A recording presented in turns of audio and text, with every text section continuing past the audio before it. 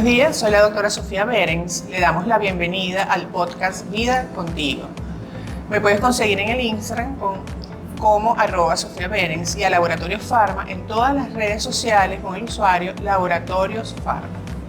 En el día de hoy abordamos el tema síndrome del corazón roto. Está relacionado con las enfermedades cardiovasculares y las emociones. Para ello nos acompaña el doctor Miguel Torres, médico cardiólogo e intervencionista, que lo pueden conseguir en sus redes con el Instagram. @Torreviera en X. Ok. Te invitamos a mantenerte con nosotros. Doctor José Miguel, se nos rompe el corazón.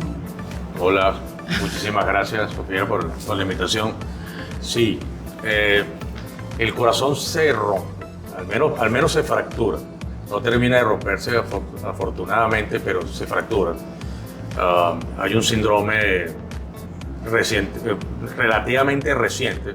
Apenas en lengua inglesa se comenzó a conversar y a trajinar alrededor del año 2005, que fue, por cierto, cuando se inauguró YouTube. Y es una época muy particular de la historia del mundo, pero ya los japoneses habían descrito el síndrome en los años 90. Y como te comentaba fuera de cámara, en los años 90, en los japoneses sucede más frecuentemente entre hombres. Y en la población occidental, el 90% de los casos es en mujeres. Y en mujeres en edad posmenopáusica también, el 90% de los casos es en mujeres posmenopáusicas, alrededor de los 65 años. Y sucede en relación con emociones intensas, con todo el espectro de las emociones, tanto buenas como malas, porque hay una versión del síndrome del corazón roto que sucede en situaciones felices o del corazón feliz, que es tal la euforia que puede igualmente producir una descarga adrenérgica intensa que lo fracture o lo rompa. El hecho es que transitoriamente, después de una emoción de ira, de miedo, de tristeza, de dolor intenso, los pacientes hacen una descarga de respuesta adrenérgica liderada por el cerebro, y eso produce de alguna manera toxicidad a las células del miocardio, las atonta y produce una disfunción transitoria de la contractilidad o de la fuerza del ventrículo izquierdo, y el paciente hace derecho. Yo siempre he pensado que el cerebro simula un ataque cardíaco para proteger a alguien que se está sometido a un estrés casi extremo, y para detenerlo le simula un ataque del corazón para que se detenga.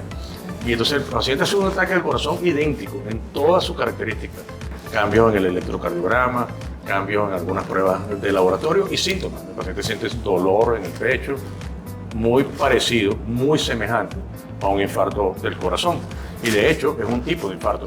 Lo que pasa es que en este síndrome las arterias coronarias en el 100% de los casos no tienen obstrucción, solamente fue una disfunción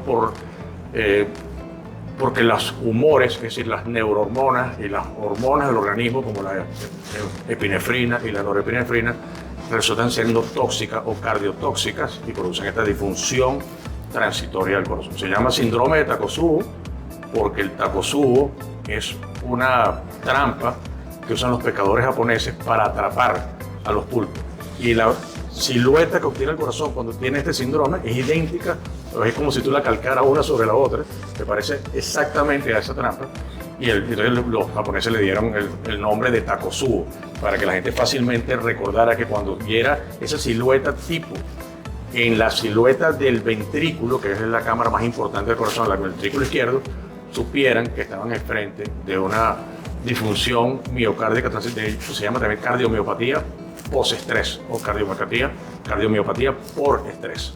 Fíjate que decías que es más frecuente en mujeres, en población general, no así en Japón. No, en Japón es más frecuente en hombres. Es más frecuente en hombres. Y posmenopáusica, ¿no? Y tiene que ver un poco con esa falta de protección que de alguna manera las mujeres posmenopáusicas tienen con el corazón. Hay una relación con ello. Sí. O sea, el manejo del estrés y del dolor y quizás esos factores de protección.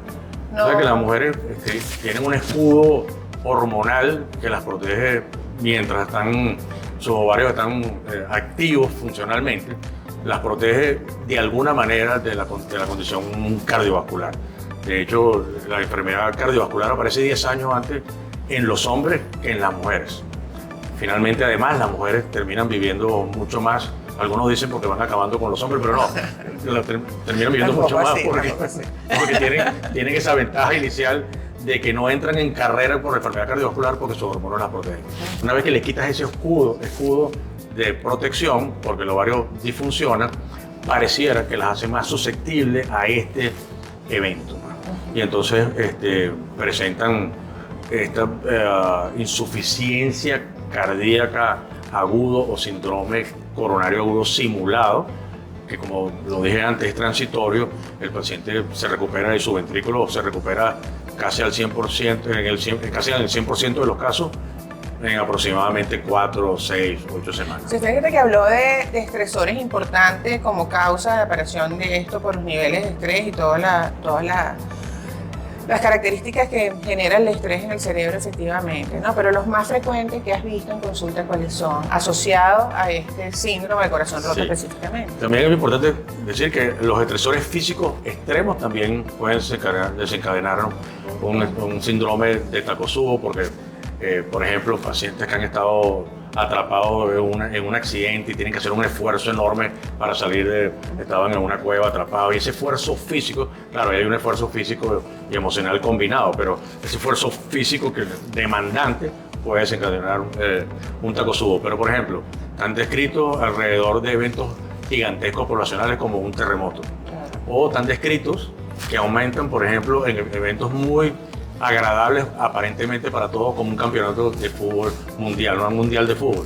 Pero las emociones, por ejemplo en Alemania, cuando tú ves las curvas, entiendes que hacen un pico de síndromes cardiovasculares alrededor de los juegos de la selección alemana. El público.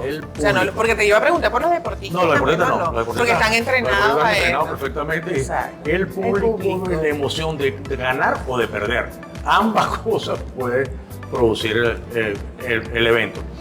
Hay eventos cardiovasculares pico alrededor de las fechas emocionales importantes para los seres humanos, como la Navidad, el Año Nuevo, el recuerdo de la muerte de uno de sus parejas, o Dios lo quiera, de un hijo. Eso puede disparar eventos, y esos eventos mismos, en el momento que se produce una separación, pueden disparar eventos de este por ruptura, los duelos por ruptura son uno de las cosas. Una de las cosas, bueno, yo trabajo mucho con la parte de la pareja y con lo que tiene que ver con los amores y los desamores humanos. Claro. Entonces, en las rupturas es típico escuchar en la persona cuando va a trabajar un duelo por ruptura amorosa: me duele el corazón, es que te lo dice, y es que le duele el corazón, es que le duele el pecho, le duele el corazón. Yo que he tenido mucho despecho, el corazón me ha dolido. No se me ha roto, a mí también, a mí no se me ha roto, pero me ha dolido. Pero ha dolido. Y claro, hay muchas explicaciones para el dolor asociado al duelo y a la pérdida, que no necesariamente terminan siendo un Takotsubo, pero dentro del espectro de expresiones está el Takotsubo como la expresión extrema del estrés emocional desde el punto de vista cardiovascular, pues. Pero el corazón puede doler a veces por vasoespasmo, simplemente por contracción, o sea, estás tan tenso que contraes la musculatura de la pared del tórax, y como estás sobre el corazón, tú sientes que es el corazón, pero es el tórax realmente lo que tiene una tensión acumulada tal. De todas maneras, las emociones aumentan la frecuencia cardíaca, aumentan la presión arterial, o sea que tú tienes expresiones cardiovasculares seguras. La ansiedad, su expresión más florida es cardiovascular. De hecho, los estados de ansiedad extremos simulan los ataques de pánico. Los ataques de pánico te iba a preguntar. Con un ataque del corazón idéntico. De hecho, no terminas de diferenciarlo hasta que no haces todo el screening completo de pruebas para saber, no, el electro es normal, las pruebas de laboratorio son normales, el ecocardiograma, y entonces allí dice, miren, esto fue un pánico. Esa es la diferencia, eso lo te iba a preguntar, ¿cuál era la parte diferencial, el diagnóstico diferencial desde lo cardiológico? Porque bueno, los ataques de pánico, las personas con ataques de pánico o con trastorno de pánico, bueno, es un motivo de consulta frecuente. Muy frecuente. ¿no? Muy frecuente. Y hay dos características. Mucho más frecuente que el Takotsubo. Sí, y hay dos características fundamentales en el ataque de pánico. Una de las más frecuentes es justamente anticipar que le va a dar un ataque cardíaco. Total. O sea, el miedo al ataque del corazón. El paciente siente que se va a morir. Que se va a morir. Y por esa manera. Y que se está muriendo porque va a las emergencias, que va a la clínica. Por esa razón se desplaza. Exacto. Además, hay descripciones de síndromes de ataques de pánico crónicos recurrentes donde el paciente decide mudarse literalmente, geográficamente, para que esté cerca de un centro de atención hospitalaria. O sea, hasta ese extremo llega. Y cuando lo produce, la descripción que él da es idéntica a la de un ataque cardíaco y lo que él siente también. Pero finalmente, en el caso de él, del ataque de pánico, no hay ningún cambio en ninguno de los escenarios, mientras que en el Takotsubo hay cambios en el electro, hay cambios en las enzimas cardioespecíficas o en las proteínas que se liberan por daño cardíaco, que también se elevan en el Takotsubo, y hay cambios en el ecocardiograma y en la coronariografía o ventriculografía, es decir, en el dibujo de la cámara cardíaca cambia completamente. El Takotsubo literalmente modifica el corazón por completo transitoriamente. Y el trastorno de pánico no. El trastorno de pánico no lo toca. El ataque de pánico no, es una parte súper importante. Sí. Además, muy importante para la gente que padece el trastorno de pánico, ataques de pánico, que sepa que no hay una dificultad. No hay, y la verdad que no va a pasar. Claro, el contexto clínico del ataque de pánico, probablemente a un cardiólogo lo hace rápidamente pensar en él cuando generalmente son pacientes jóvenes que no tienen ningún factor de riesgo cardiovascular, pero que tienen una carga emocional atrás, aunque hay que recordar que el ataque de pánico tuvo en un porcentaje muy elevado de los casos no encuentran ninguna razón, no, sino que se disparan. Pero en el trastorno de pánico, eso es una de mis especialidades, sí, en el trastorno de pánico, en el 95% de los casos hay factores estresores. Entonces, finalmente tú lo logras identificar, claro, una especialidad como tú seguro. Entonces, eso se parece de alguna manera, claro, lo que pasa es que en el síndrome del corazón roto son como eventos más traumáticos. Muy visibles, pues, muy visibles. Aquí puede haber una cosa mucho más sutil por detrás que tú tengas que interrogar, pero en el otro es evidente, pues. Lo asaltaron, lo secuestraron, se murió su pareja. Una tragedia natural. Una tragedia natural. Nosotros, por ejemplo, en el COVID hubo mucha expresión de Takotsubo por el pánico o a contagiarse con el virus o por el pánico de estar en el hospital y morirse de él. O sea, que lo desarrollaron por miedo estando dentro del hospital, aunque no tenían nada para desarrollarlo desde el punto de vista cardiovascular.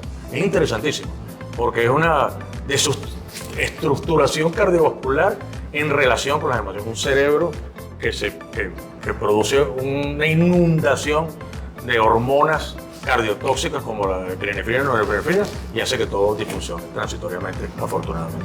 ¿Y el tratamiento para esto?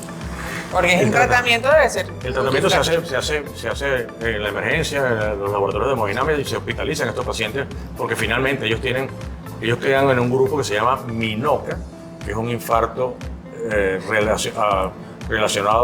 no relacionado a enfermedad coronaria obstructiva, que se llama MINOCA, estas son sus siglas en inglés. Y estos pacientes se tratan conservadoramente y se protegen. Se le da la misma medicina que se usan para insuficiencia cardíaca y para infarto. Se le dan anticoagulantes, se le dan modificadores de las neurohormonas y betabloqueantes para disminuir la expresividad de la adrenalina sobre el corazón, que bloquea el efecto de la adrenalina sobre la célula cardíaca. Entonces tú tratas de bajar la frecuencia cardíaca, tratas de bajar la tensión arterial con esas intervenciones farmacológicas.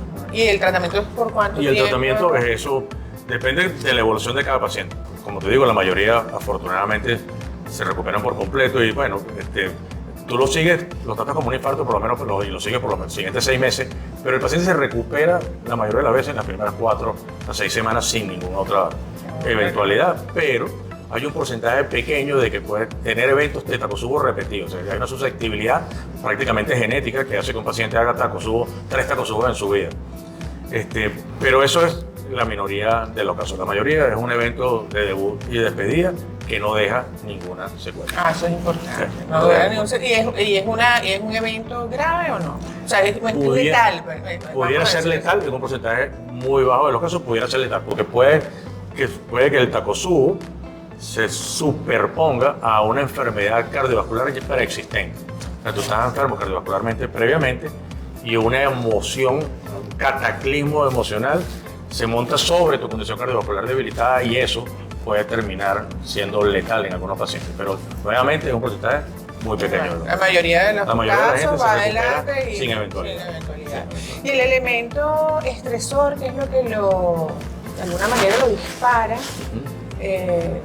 por ejemplo, ¿ustedes consideran eso de referirlo para que estas personas manejen el estrés desde otro lugar, como que se les refiere para tratar de que canalicen y aprendan algo del manejo de las emociones, porque es evidente que son muy susceptibles a las emociones y de hecho tuvieron la expresión máxima cardiovascular de una toxicidad por emociones. Entonces aprenden, bueno, y todas las técnicas paralelas a la medicina son bien recibidas, mindfulness, yoga, tai chi, psicoterapia, todas son técnicas complementarias que van a seguramente sí, ayudar a tu paciente. que tiene que ver con el manejo del estrés y lo que se está planteando ahorita en salud mental, ¿no? Que la salud mental se está tomando ahorita como un estilo de vida, ¿no? Entonces, un poco los cardiólogos dan muchas veces las recomendaciones que son ejercicio, camina. Y no tratamos este tema de la salud mental. Pero es importante, porque es un estilo de vida que te ayuda. Por ejemplo, la gente que yo soy una repetitiva de esto, no sabes cómo, que camines en la mañana sobre todo porque maneja estado de ánimo, ¿no? Total, y aparte, bueno, obviamente te protege cardiovascularmente, ¿no? Fíjate que, por ejemplo, protege a los hombres de la disfunción eréctil. Eso hay estudios que van por ahí también. O sea, que el caminar o hacer algún ejercicio aeróbico en la mañana en ese tema de estilo de vida, sobre todo estos pacientes que tienen este manejo inadecuado de las emociones en este momento. Sí. Total. Yo creo que sí, tiene que tomarse en cuenta el estilo de vida, el relacionarse con las otras personas. Cuando tú te relacionas con otra gente, te sientes mejor. Sin ninguna duda. Por ejemplo, ¿no? El ir al terapeuta, el ir al psicólogo y al psiquiatra, obviamente, es una indicación. ¿Le dan estas indicaciones a este paciente? Sí, nosotros le damos las indicaciones, seguro. Además, pero aparte lo del estilo de vida te ayuda. Básicamente, ¿no? cuando la gente siente alivio, solamente por conversar con alguien, por eso la figura del sacerdote y la figura del muchacho que atiende en la barra del bar, ¿qué es lo que hacen? Simplemente conversan. O sea, yo canalizo una emoción que me está ahogando, se la comparto a alguien, en este caso son figuras representativas, pero puede ser cualquiera, tu mejor amigo, tu hermano, y eso de alguna manera le permite que la emoción se drene y que encuentre alguna canalización saludable. Y el contacto humano. Mira, así no le digas nada a alguien. El hecho de que tú estés cerca de alguien, que le des un abrazo, que lo toque, eso libera oxitocina y ayuda al manejo del estrés. La hormona del abrazo. Y no hay nada más saludable que un abrazo. No hay nada más saludable. Ni la aspirina, ni las operaciones del corazón. Nada cura más que un abrazo real, un abrazo genuino. Sí, bueno, muchísimas gracias, doctor José Miguel Torres, médico cardiólogo intervencionista. Y bueno, los invito a seguirnos en el podcast Vida Contigo, a Laboratorio Pharma, en sus redes como Laboratorios Pharma, y a mí, Sofía Berens, en Instagram, y al doctor José Miguel Torres como en X, @TorresViera. Muchísimas gracias, nos vemos pronto. Muchas gracias. Gracias, Sofía.